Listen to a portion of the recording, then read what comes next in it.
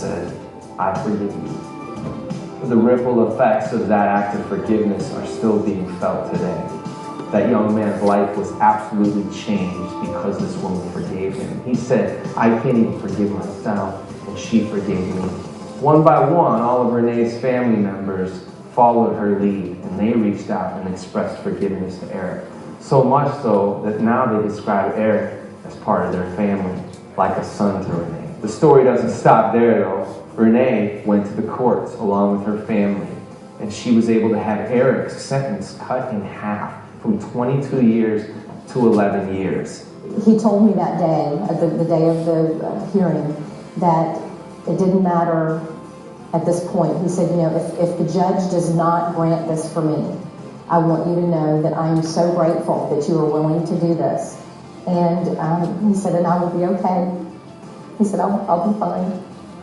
But he was blown away by the fact that we were willing to go before the judge and you know, plea for him to not have to be there for 22 years.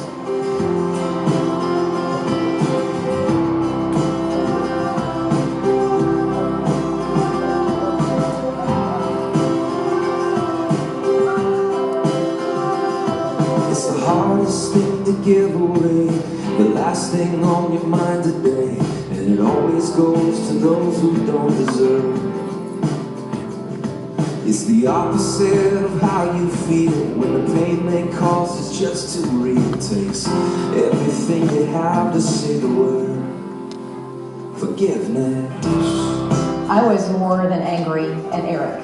I had so much rage inside of me, and yet the moment that I was able to look Eric in his eyes and tell him that I forgive him, you know, that was a moment that healing began for both of us. He's always anger's own worst enemy. And even when the jury and the judge say you got a right to hold a grudge, it's the whisper in your ear saying set it free. Forgiveness. A judge and a jury telling you that it's okay to hold a grudge, you know, that's what the world says. It's okay for you to feel that way, which it is. But yet, those feelings, they're inside of you eating away at you, and you don't want to live your life that way. Forgiveness. Show me how to love the unlovable. Show me how to reach the unreachable.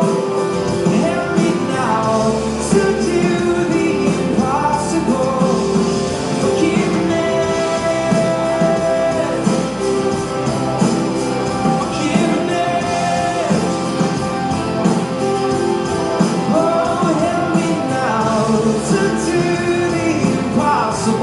There are people who are not going to ever have someone say to them, I'm sorry for what I did, or I take responsibility for what I did, and you still have to forgive if you want to heal. It can even set a prisoner free.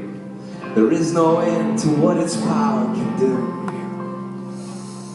So let it go and be amazed by what you see through eyes of grace. The prisoner that it really frees is you. Forgiveness. You're not letting go of what happened. You know, it is wrong. It should never have happened. It is not okay. It doesn't mean that you're canceling any of that out. But once you are able to say those words and truly mean it, you know, then you do find that you're setting a prisoner free, and the prisoner truly is you. Show me how to love the unlovable. Show me how to reach the unreachable. Help me now to do the impossible. Forgiveness, I would finally set it free. Show me how to see what your mercy sees. Help me now to give what you gave.